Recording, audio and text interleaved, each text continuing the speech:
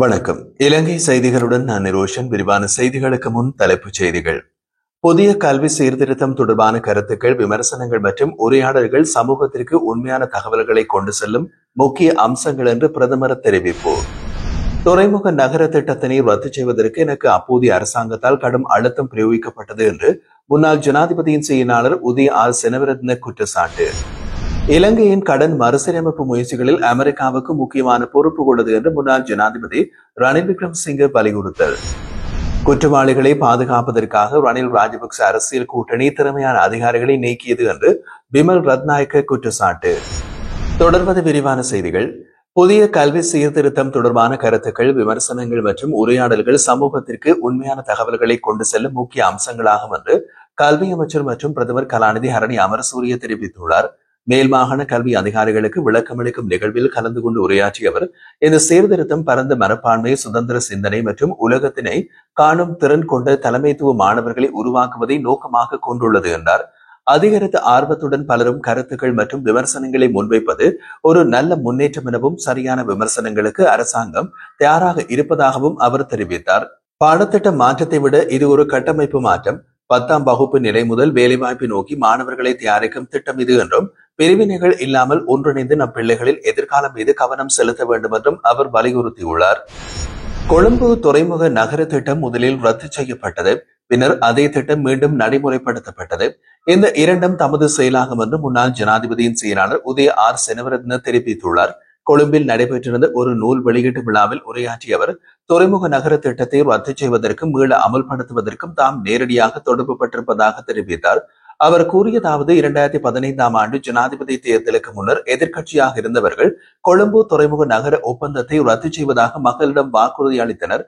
அவர்கள் ஆட்சிக்கு வந்ததும் அந்த திட்டத்தை நிறுத்த வேண்டும் என்ற கட்டாயம் உருவானது.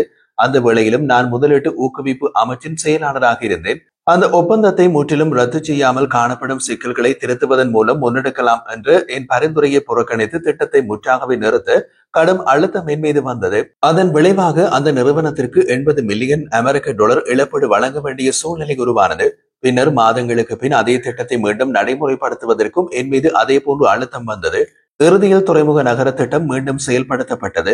தமது பணிக்கால அனுபவம் குறித்து மேலும் பேசிய அவர், ஒரு அரசு அதிகாரியாக இருந்த பல அமைச்சுக்களின் செயலாளராகவும் பின்னர் ஜனாதிபதியின் செயலாளராகவும் பணியாற்றியதை குறிப்பிட்டார்.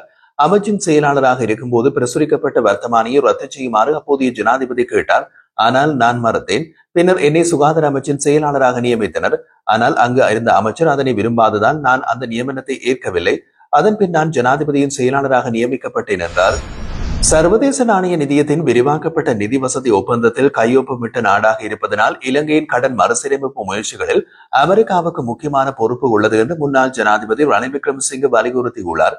இலங்கைக்கு வரி விதிப்பு தொடர்பான உதவிகளை அமெரிக்கா வழங்க வேண்டும் என்ற அடிப்படையிலேயே இந்த கருத்தை அவர் வெளியிட்டிருந்தார்.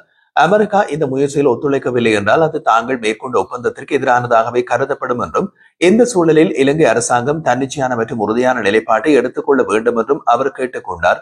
அதேவேளை அமெரிக்கா கடன் மறுசீரமைப்பில் இலங்கைக்கு ஆதரவு தர தவறினால் சர்வதேச நாணய நிதியம் மற்றும் பங்குதாரர்களும் தேவையான நிதியை அமெரிக்காவிடமிருந்து பெற வேண்டும் என்று ரணில் விக்ரமசிங்கே வலியுறுத்தினார். வியட்நாமின் தொழில்துறை அமைச்சர் அந்நிய செலாவணி மேலாண்மை தொடர்பான ஆலோசனைகளை இலங்கையிடம் முன்பு கேட்டிருந்ததை அவர் இதன்போது நினைவு கூர்ந்தார். இன்று வியட்நாம், கம்போடியா மற்றும் பங்களாதேஷ் போன்ற நாடுகள் வேகமாக முன்னேறி வருகின்றன. ஆனால் இலங்கை இன்னமும் பல பிரச்சனைகளோடு போராடி வருகின்றதாகவும் அது கவலைக்குரியதாகவும் அவர் தெரிவித்திருந்தார். உயிர்த்த தாக்குதல் உள்ளிட்ட பல முக்கிய வழக்குகளில் குற்றவாளிகளை பாதுகாக்கும் நோக்கிலேயே ரணில் ராஜபக்ச அரசியல் கூட்டணி ஷானி அபேசகர், ரவி செனவிரத்ன போன்ற திறமையான அதிகாரிகளை பதவியிலிருந்து நீக்கியது என்று போக்குவரத்து நெடுஞ்சாலைகள், துறைமுகங்கள் மற்றும் சிவில் விமான போக்குவரத்து அமைச்சர் பிமல் ரத்நாயக்க தெரிவித்துள்ளார். தனிப்பட்ட தேவையோ சுயநலமோ எமக்கு எதுவும் கிடையாது. எனவே குற்றவாளிகளை கைது செய்து சட்டத்தின் முன் நிறுத்தி தண்டனை பெற்றுத்தர வேண்டிய பொறுப்பை உணர்ந்தே நாங்கள் செயல்படுகின்றோம். அதற்காக திறமையான அதிகாரிகளை விசாரணையில் ஈடுபடுத்துவோம் என்றார் அவர். கொழும்பு தெஹிவளு ரயில் நிலையத்திற்கு மேற்கொண்ட கண்காணிப்பு விஜயத்தின் பின்னர் ஊடகவியலாளர்களிடம் அவர் இவ்வாறு தெரிவித்தார். அமைச்சர் மேலும் கூறுகையில், உயிர்த்த தாக்குதலை பற்றிய உரிய விசாரணைகளை மேற்கொண்டு நீதி கொடுக்க கர்தினால் மற்றும் கத்தோலிக்க திருச்சபை தொடர்ந்து வலியுறுத்தி வருகிறது. இது எமக்கு முன்பும் முந்தைய அரசாங்கத்திடமும் வலியுறுத்தப்பட்டது. ஆனால் அந்த அரசாங்கம் என்ன செய்தது? குற்றச்சாட்டுகளை ஒழிப்பு மறைப்பதற்காக அதிகாரிகளை இடமாற்றம் செய்யும் உக்தியை பயன்படுத்தியது. குறிப்பாக கோட்டாபய ராஜபக்ச பதவியேற்ற பிறகு குற்றப்புலனாய்வு திணைக்களத்தில் பணியாற்றிய 600க்கும் மேற்பட்ட அதிகாரிகள் இடமாற்றம் செய்யப்பட்டனர். திறமையற்ற அதிகாரிகளை நியமித்து திறமையான அதிகாரிகளை பதவி நீக்கம் செய்தனர். ஊழல் மற்றும் மோசடியில் ஈடுபட்ட ரணில் ராஜபக்ச கூட்டணி போலீஸ் திணைக்களம், குற்றப்புலனாய்வு திணைக்களம் மற்றும் சட்டமா அதிபர் திணைக்களத்தை குற்றவாளிகளை பாதுகாக்கும் கருவிகளாக பயன்படுத்தியது. எனவே உயிர்த்த ஞாயிறு தாக்குதல் தொடர்பாக விசாரணைகளை மேற்கொள்ள திறமையான அதிகாரிகளை நியமிக்க வேண்டும் என்று முழு கத்தோலிக்க சமூகமும் எம்மிடம் கோரிக்கை விடுத்துள்ளது.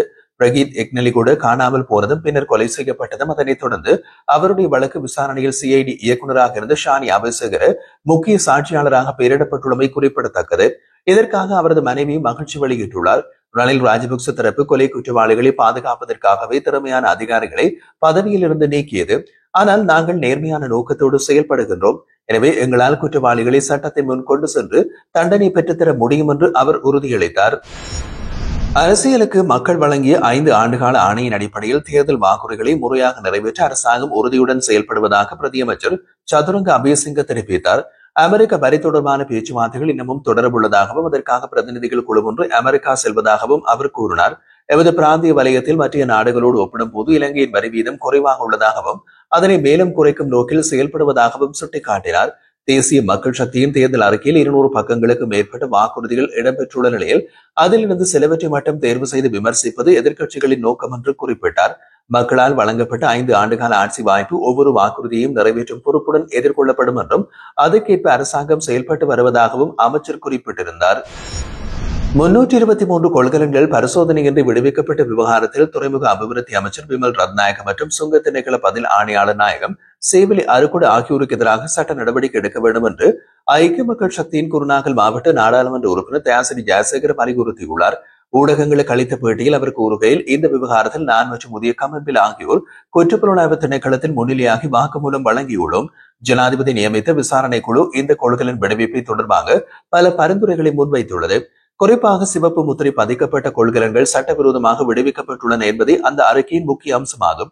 எனவே சம்பந்தப்பட்ட துறை அமைச்சர் மற்றும் சுங்க அதிகாரி ஆகியோரை கைது செய்து விசாரணைகளை நடத்த வேண்டியது அவசியம். குற்றம் செய்தவர்களை விட்டுவிட்டு அதனை வெளிக்கொண்டு வந்தவர்களை விசாரிப்பது என்பது சட்டம் நீதிக்கு எதிரான செயல் என்பதையும் குற்றப்புலனாய்வு திணைக்களம் புரிந்து கொள்ள வேண்டும் என்றார். ஐரோப்பிய ஒன்றிய அதிகாரிகளைப் போல ஆட வைத்து மானியங்கள் மற்றும் நிதி உதவிகளை வழங்குவதாக கூறி மோசடி செய்கின்ற ஒருவர் குறித்து ஐரோப்பிய ஒன்றியம் எச்சரிக்கை விடுத்துள்ளது. இது தொடர்பாக வெளியிடப்பட்ட அதிகாரப்பூர்வ அறிக்கையில் குறித்த நபர் இளம் தொழில் முனைவோர்களை அணுகி ஐரோப்பிய ஒன்றிய நிதி வாய்ப்புகள் மற்றும் மானியங்களை பெற்றுத் தருவதாக தவறான வாக்குறுதிகளை அளித்து பணம் கோருவதாக தெரிவிக்கப்பட்டுள்ளது. அத்துடன் ஐரோப்பிய ஒன்றியத்துடன் தொடர்புடைய எந்த மானிய விண்ணப்பத்திலும் 3ஆம் தரப்பு முகவர்கள் ஈடுபடவில்லை என்றும் தனி அல்லது அமைப்புகள் மூலம் பணம் வசூலிக்கப்படுவதில்லை என்றும் குறித்த அறிக்கையில் தெரிவிக்கப்பட்டுள்ளது. இதன் அடிப்படையில் பொதுமக்கள் இந்த வகை மோசடிகளை பற்றி விழிப்புடன் இருக்க வேண்டும் எனவும் சந்தேகத்துக்கிடமான நடவடிக்கைகள் ஏற்பட்டால் உடனடியாக அதிகாரப்பூர்வ சேனல்களுக்கு தகவல் வழங்க வேண்டும் என்றும் ஐரோப்பிய ஒன்றியம் கேட்டுக் கொண்டுள்ளது.